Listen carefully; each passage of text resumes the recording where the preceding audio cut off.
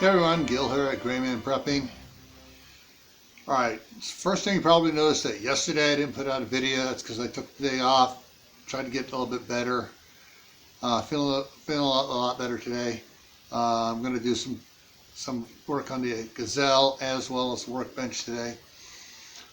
But I got some announcements here. Alright, starting on March 1st, I'm going to be doing the Your Prep for Today videos themselves.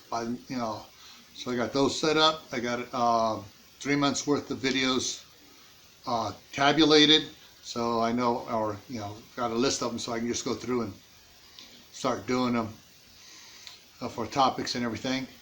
But for today, here's your prep for today: humidifiers.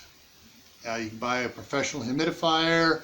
You can make your own out of a pot of water that you can sit on the wood burning stove, that you can sit on the cook stove. Anytime you're cooking stuff, if you're doing noodles and stuff, leave the pot on after you drain the water from one pot to another, so you can put it back on the stove and get the humidity going and stuff. You need to bring up the humidity in the house, especially if you're in an area where it's freezing outside, because that removes a lot of the humidity from the air. When the humidity is removed from the air outside, it removes the humidity from the air inside. Your furnaces, your wood burning stoves also dry out the air. That's why you want to put pots of water on your wood burning stove or wherever, so you can get humidity back up. When your humidity is low in the house, your sleep suffers because you get dehydrated. And some people are going to, wait a minute, how does low humidity dehydrate you? Because you breathe in and out. You're breathing in dry air and you're breathing out moist air. You're getting dehydrated. And that can cause problems for you even in the wintertime. Everybody thinks you only get dehydrated in the summertime. No, you get dehydrated in the wintertime. All right, so that takes care of that.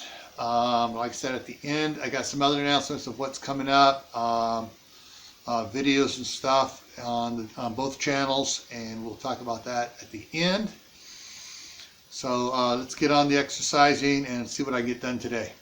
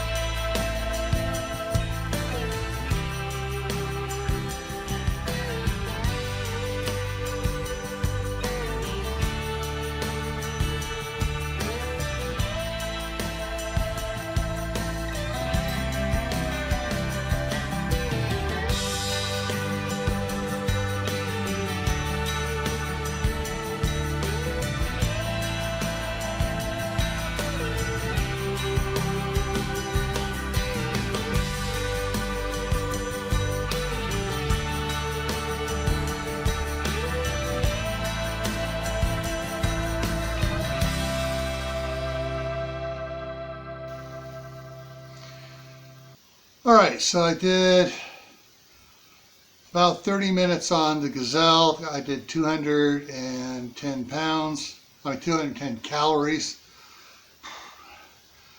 Oh, I'm not back up to speed as I thought I was. Whew, that took a toll on me.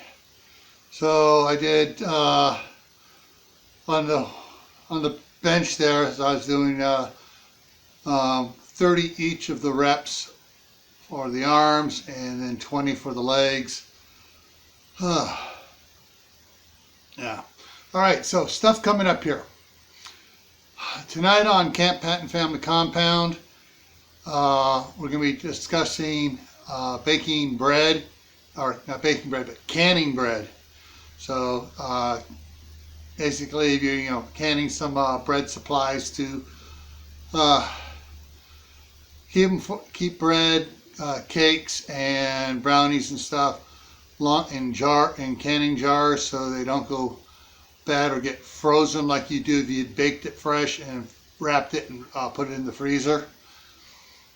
So, and also we're talking about the different sizes. You can just do like serving size loaves and stuff. All right, so that's for tonight. Tomorrow, back here on Gray Man Prepping, is going to be what do you do when the freedom seeds run out. And so we're going to be talking about alternatives to commercially made ammunition. Thursday night is the midnight ride. Starts at midnight Thursday night. Friday on Camp Patton Family Compound. I'm having a brain fart. I can't remember what Friday is. But if you check in tonight on any of the, or tomorrow night on the live streams, at the end of the live streams, I'll be giving the next 7 days worth of video information. I will be doing a video hopefully here. I'll be get to it today or tomorrow on the indoor garden experiment going on. I got a lot of cabbage coming up, a lot more than I thought. I've been having to thin it already. I spilt some extra seeds when I was putting them into the rectangular pots. Not pots, they're the restaurant bussing trays.